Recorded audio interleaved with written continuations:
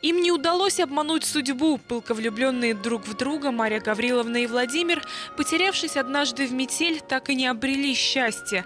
Вопреки родительской воле, в тот зимний вечер девушка все же обвенчалась. Через много лет в нее влюбляется блестящий офицер, который по стечению обстоятельств и оказывается ее законным мужем.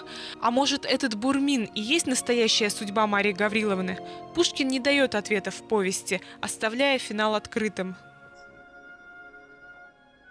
Так что я не имею и надежды отыскать ту, над которой подшутил я так жестоко.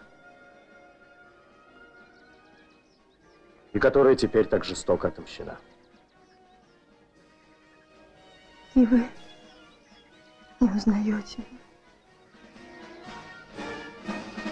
Пушкин, как ни странно, оставил многоточие у этой истории. И мы не можем сейчас сказать, оптимистический это финал, или это все-таки финал для раздумий, насколько мы сильны перед природой, насколько, вступая в схватку со своей судьбой, мы должны быть сильны.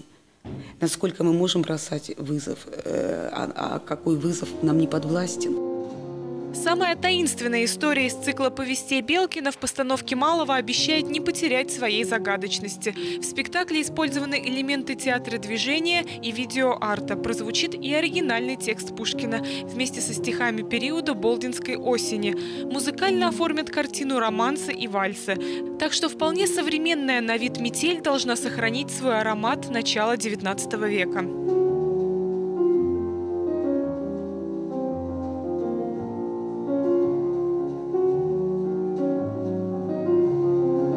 Театр очень много посвящает экспериментов движению, этюдному движению физического театра.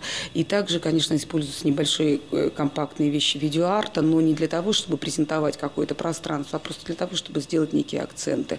Поэтому этот спектакль как многослойный пирог, и кому интересно вот такие многослойные пироги, тот придет и, наверное, в общем, получит от какого-то слоя удовольствие, наверное, мне кажется, точно. В названии спектакля звучит подзаголовок «Вариации на тему». В Малом театре рассчитывают на подготовленного зрителя, чтобы вместе поразмыслить о фатальности судьбы и возможности выбора. Премьера спектакля «Метель» состоится уже в четверг в 19:00. Соседи: Елена Ваганова, Андрей Першин, Новгородское областное телевидение.